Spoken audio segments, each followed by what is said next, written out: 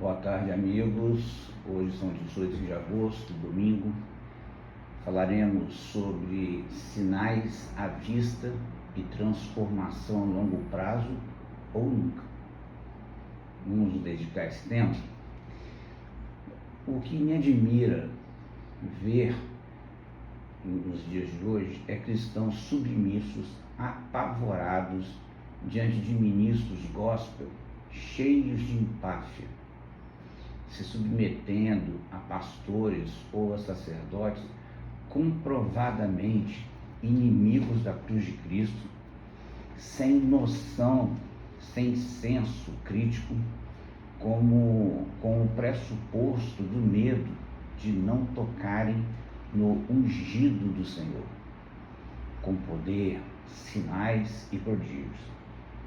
Olha bem, não são ungidos, são demônios travestidos em anjos de luz, e a Bíblia já prevê isso. Por que a Bíblia já prevê isso e as pessoas ainda caem nesse engano? 2 Coríntios capítulo 11, versos 14 e 15 diz: e não é de admirar, porque o próprio Satanás se transforma em anjo de luz. Não é muito, pois, que seus próprios ministros se transformam em ministros de justiça. Olha só, ministros de justiça, e o fim deles será conforme as suas obras. Percebeu, irmãos, que a Bíblia é clara em dar o contraponto? Entendeu?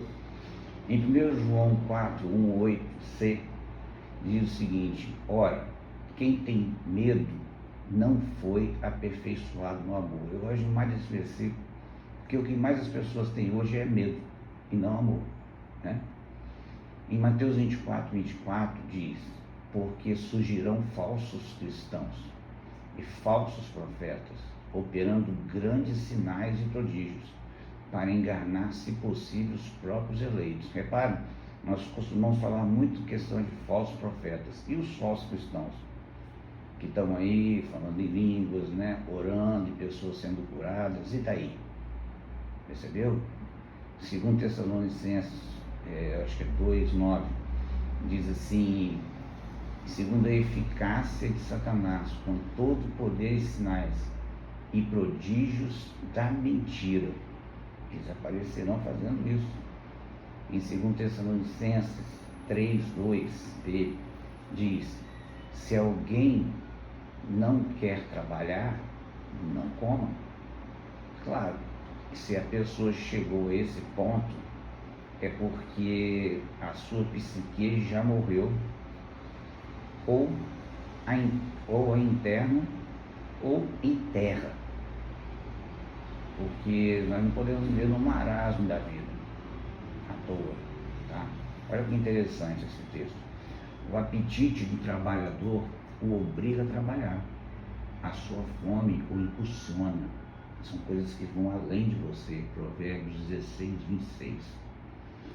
3 palavras muito mágicas, e nós tocamos nesse assunto ontem, vinda de um sábio, no caso Salomão, e no fim todas fazem a mesma coisa, independente da fonte. Olha que interessante.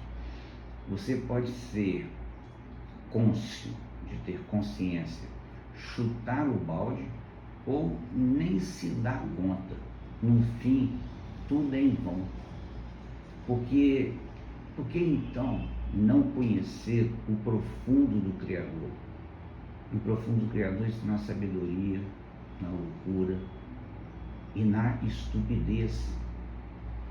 Entendeu? Quando você acha que é, pois não é. Aí você fica enganado na hora. Ele colocou coisas grandes em nós para não sabermos o que são elas, tá? E olha só, a sabedoria e a loucura e a estupidez que fará o homem que seguir o rei, o mesmo que os outros já fizeram, vão seguir, um segue ao outro, se Eclesiastes 2:12. Percebeu? Nós estamos sempre atrás daquilo que nos chama atenção. Repare, se você for reparar uma trilha com várias linhas de trem, são muitas linhas, né? Mas o caminho é um só. se soubermos discernir, sem sabermos ensinar, cairemos na malha fina da causa e efeito. Só vamos trabalhar com causa e efeito. No labirinto da morte, onde os viadutos não têm fim. Eu lembro quando eu saí de carro da Flórida para Boston, tanto labirinto, tanto viaduto, meu Deus. Em Lucas 12:48 diz assim: assim será pedido muito de quem recebe muito, e daquele a quem muito é dado, muito mais será pedido. Então, trocando em miúdos, é o seguinte: a quem muito é dado, muito será cobrado. Entendeu? Pare e pense agora, você que está me ouvindo, se você está conseguindo me ouvir, que você está com o celular na mão. Você vê quantos que ainda não tem o celular. Pensa nesse detalhe. Ou se você estiver me vendo agora, você pode estar vendo pela tela da sua televisão ou pela tela do seu computador. Então, se você olhar bem, nós não estamos vivendo em países que estão em guerra agora. Apesar desse país aqui ser um país com muitos problemas, né? Um país que dá uma força tremenda para as pessoas nem terem um trabalho digno, mas para dependerem do Estado.